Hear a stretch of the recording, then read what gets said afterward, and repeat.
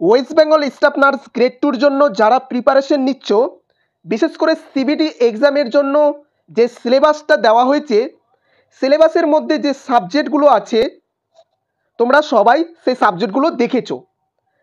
এখানে total 12টা subject, এই 12টা সাবজেক্টের উপরে তোমাদের সিবিটি এক্সাম হবে। এখান থেকেই মানে এইসব সাবজেক্ট থেকেই তোমাদের কোশ্চিন করা হবে।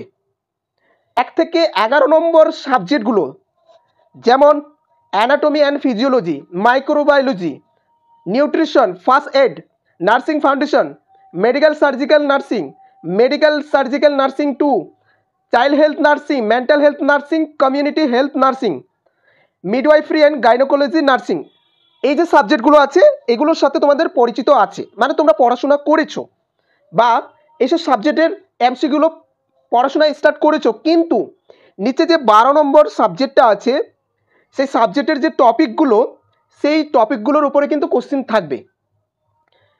তোমরা অনেকেই কোশ্চিন করেছিলে দাদা 12 নম্বরের যে সাবজেক্টটা nursing education, introduction to research, professional trend and adjustment and nursing administration and ward management, এই সাবজেক্টের এই টপিকগুলোর উপরে ইম্পর্টেন্ট কোশ্চেনগুলো শেয়ার করতে বলেছিলে। ঠিক আছে, আজকে এই 12 নম্বর সাবজেক্টের উপরে ইম্পর্টেন্ট কোশ্চেনগুলো নিয়ে আলোচনা করব। ঠিক আছে, এখান থেকে কোশ্চেন করবে। আর আমি বলবো এই যে সাবজেক্টটা, এই যে নার্সিং এডুকেশনের যে টপিকটা, এখান থেকে কোশ্চেন করতে পারে। তাই বলবো তোমরা আজকের ভিডিওটা ফুল দেখার চেষ্টা করবে। চলো ইম্পর্টেন্ট কোশ্চেনগুলো নিয়ে আলোচনা করা যাক। তোমরা দেখতে পাচ্ছ ইউটিউব চ্যানেল রামিজ অফিসিয়াল নামে, WhatsApp number 7797836235, CBT exam for West Bengal staff nurse grade 2, important MCQ about. আজকের যে টপিক সেই টপিকের উপরে ইম্পর্টেন্ট কোশ্চেনগুলো আলোচনা করব। Nursing education, introduction to research, professional trend and adjustment and nursing administration and ward management, এই টপিকের এই সাবজেক্টের উপরে 5টা কোশ্চেন তোমরা পেয়ে যাবে সিবিটিতে, মানে 10 নাম্বার। এই 10 নাম্বার পেতে গেলে তোমাদের ফুল ভিডিওটা দেখতে হবে। তাই বলবো এই বছরে কিন্তু হিউজ পরিমাণে ক্যান্ডিডেট অ্যাপ্লাই করেছে, মানে তোমরা দেখেছো 50,000 ক্যান্ডিডেট এই বছরে অ্যাপ্লাই করেছে। তাই কম্পিটিশন কিন্তু হাই হবে। প্রত্যেকটা সাবজেক্ট তোমাদেরকে ভালো করে পড়তে হবে, এটা বাদ দেওয়া যাবে না। ঠিক আছে, তাই এটা নিয়েও আজকে আলোচনা করব। চলো কোশ্চেনগুলো নিয়ে আলোচনা করা যাক। 1 নম্বর কোশ্চেন ভালো করে দেখবে। 1 নম্বর কোশ্চেন এখানে বলেছে using precious method to investigate problem and arrive at solution is called. এখানে বলেছে সমস্যা, ঠিক আছে, সমস্যার তদন্ত এবং বলেছে সমাধানের পৌঁছানোর জন্য, সমস্যার তদন্ত করে সমাধানের পৌঁছানোর জন্য সুনির্দিষ্ট পদ্ধতি ব্যবহার করাকে কি বলা হয়? ভালো করে বুঝবে। এখানে বলেছে যে 1 নম্বর কোশ্চেন যে সমস্যা সমাধান পৌঁছানোর জন্য সুনির্দিষ্ট যে পদ্ধতি ব্যবহার করা হয় তাকে কি বলে? A number planning and execution, B number trial and error, C number scientific problem solving and D number critical thinking. Correct answer C scientific problem solving. 2 নম্বর কোশ্চেন দেখো। 2 নম্বরের কোশ্চেনে বলা হয়েছে which one of the following is the scope of nursing research. ভালো করে বুঝবে যে which one of the following নিচের কোনটি is the scope of nursing research, বলছে নার্সিং গবেষণার পদ্ধতি, ঠিক আছে, পরিধি, ঠিক আছে, রিসার্চ। এখানে বলেছে যে নিচের কোনটি নার্সিং গবেষণার পরিধি? A number to develop the answer, B number to develop the assessment and C number to develop the concept, D নাম্বারে বলেছে to develop the knowledge. Correct answer D, to develop the knowledge. ঠিক আছে, এটাই হচ্ছে nursing গবেষণার পরিধি, scope বলেছে। 3 number question দেখো, fundamental aims to research in nursing is to, কি বলেছে, যে নার্সিং গবেষণার ফান্ডামেন্টাল, যেটা হচ্ছে মৌলিক, ফান্ডামেন্টাল এইমস মানে মৌলিক লক্ষ্য। ঠিক আছে, তাহলে নার্সিং গবেষণার মৌলিক লক্ষ্য হলো কি? এ নাম্বারে বলেছে provide creativity to the nursing profession. B number provide an evidence base for nursing care. C number support medical research. And D নাম্বারে বলেছে provide research training for nurses. Correct answer B, provide an evidence base for nursing care. ঠিক আছে, পরের question, foundation of research is based on which of the following, বলেছে নিচের কোনটি, which of the following, নিচের কোনটি গবেষণার ভিত্তি। ঠিক আছে, ফাউন্ডেশন অফ রিসার্চ, নিচের কোনটি গবেষণার ভিত্তি, মানে গবেষণার ভিত্তি নিচের কোনটি উপরের ভিত্তি করে। ঠিক আছে, A number scientific method, B নাম্বারে বলা হয়েছে critical thinking, C number experience, D number evidence. Correct answer A, scientific evidence, sorry, correct answer A, scientific method. 5 number MCQ, which is the main characteristics of scientific research. বলছে বৈজ্ঞানিক গবেষণার প্রধান বৈশিষ্ট্য কি? বৈজ্ঞানিক গবেষণার যে প্রধান বৈশিষ্ট্য সেটা হলো theoretical research, B number empirical research, C number historical research, and D নাম্বারে বলা হয়েছে experimental research. Correct answer D, experimental research. কোশ্চেনগুলো ক্রিটিক্যাল লাগবে, কারণ এই সাবজেক্টের উপরে কিন্তু বেশি পড়াশোনা হয়নি। সত্যি কথা, এই সাবজেক্টের উপরে আমারও বেশি নলেজ নেই।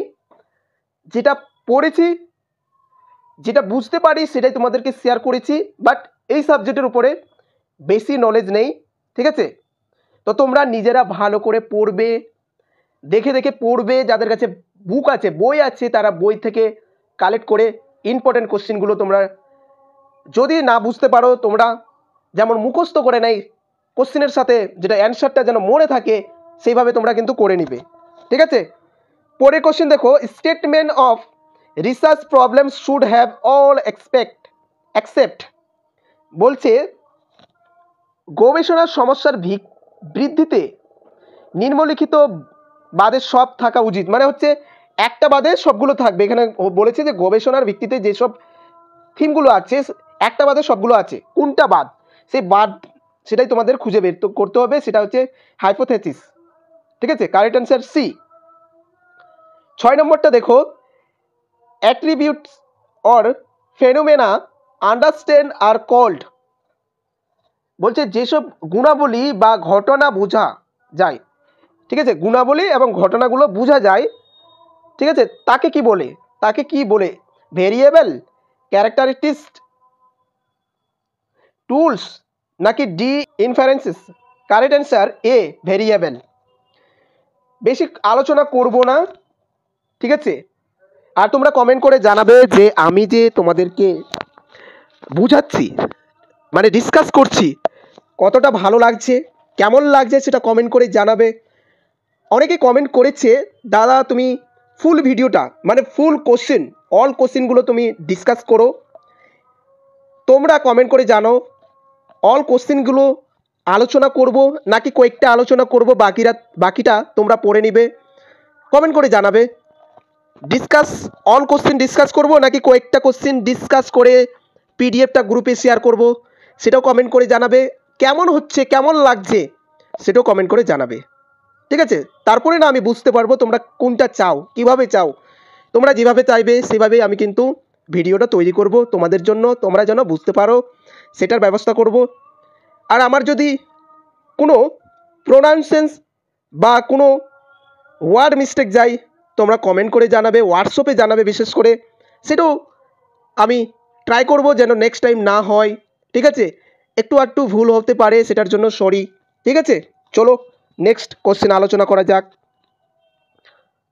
পরের কোশ্চেন দেখো, nominal variable are also known as A number ordinal variable, B number confounding variable, C number discrete variable and D number categorical variable. Correct answer D. এখানে বলেছে nominal variable are also known as, বলা হয়েছে যে চলকগুলো, nominal variable চলকগুলো, ঠিক আছে, নামমাত্র, nominal মানে হচ্ছে নাম আর ভেরিয়েবল মানে হচ্ছে চলক, তাহলে নামমাত্র চলকগুলোকে বলা হয় কি বলা হয়, ক্যাটাগরিক্যাল ভেরিয়েবল। ঠিক আছে, 9 নম্বরটা দেখো, a statement of the predicate relationship between two or more variable in a research study is called, বলা হয়েছে যে একটি গবেষণায় দুই বা ততোধিক চলকের মধ্যে যে পূর্বভাষিত সম্পর্কগুলো বিবৃত করা হয়, ভালো করে বুঝবে, বিবৃত করা হয় তাকে কি বলা হয়? A number assumption, B number proposition, C number operational definition and D number hypothesis. Correct answer D. ঠিক আছে, যাই হোক আজকে এইটুকু আলোচনা করলাম, আরও কোশ্চেন আছে, এটা গ্রুপে শেয়ার করা হবে, তোমরা কমেন্ট করে জানাবে ফুল কোশ্চেনগুলো কি আলোচনা করলে ভালো। কারণ তোমরা না দেখবে যে বেশি বলতে তোমরা কিন্তু ভিডিওটা দেখছো না, কেন দেখছো না জানি না, একটু দেখে ছেড়ে দিচ্ছ। তারপরে কি বলো তো, নিচে যে আলোচনা করছি কোনটা ইম্পর্টেন্ট, কিভাবে আলোচনা করছি সেটাও কিন্তু তোমরা জানতে পারছো না। যেহেতু দেখছো না তার জন্য আমি আর কি করব, সেই জন্য আমি গ্রুপে শেয়ার করে দিই। তো এখানে বলবো আরও আছে, অনেকগুলো আছে, পিডিএফটা অনেক লং আছে, যাই হোক এটা গ্রুপে শেয়ার করা হবে। এই যে তোমরা ইউটিউব চ্যানেল দেখতে পাচ্ছ রামিজ অফিসিয়াল, তোমরা যদি আমার চ্যানেলের প্লেলিস্টে যাও সেখানে দেখতে পাবে অনেক ইন্টারভিউ রিলেটেড, সিবিটি রিলেটেড ভিডিওগুলো আছে। সেখানে গিয়ে তোমরা দেখবে ভিডিওগুলো, যাদের পিডিএফ লাগবে, যে ভিডিওটার পিডিএফ লাগবে, যারা পারচেস করেছো তাদের জন্য বলছি, যারা গ্রুপে অ্যাড আছো তাদেরকেও বলছি, যে ভিডিওর পিডিএফ তোমাদের কাছে নেই তোমরা কমেন্ট করে জানাবে বা তোমরা হোয়াটসঅ্যাপে এসএমএস করতে পারো, দাদা এই ভিডিওটার পিডিএফ আমার কাছে নেই, আমি সেই পিডিএফটা তোমাকে সেন্ড করব। তো এখানে বলবো যারা এখনও পিডিএফগুলো পারচেস করোনি অবশ্যই পারচেস করে নিবে, এই হোয়াটসঅ্যাপ নাম্বারে এসএমএস করবে। যারা গ্রুপে অ্যাড হতে চাও তাদেরকে বলবো তোমরাও এসএমএস করবে গ্রুপে জয়েন হওয়ার জন্য। ঠিক আছে, আজকে এই পর্যন্ত। ভিডিওটা ভালো লাগলে অবশ্যই লাইক করবে। পিডিএফগুলো গ্রুপে সেন্ড করা হবে 10টার পরে, রাত 10টার পরে। ঠিক আছে, চলো ভালো থাকবে, সুস্থ থাকবে, দেখা হচ্ছে পরবর্তী একটি নার্সিং রিলেটেড ভিডিও নিয়ে।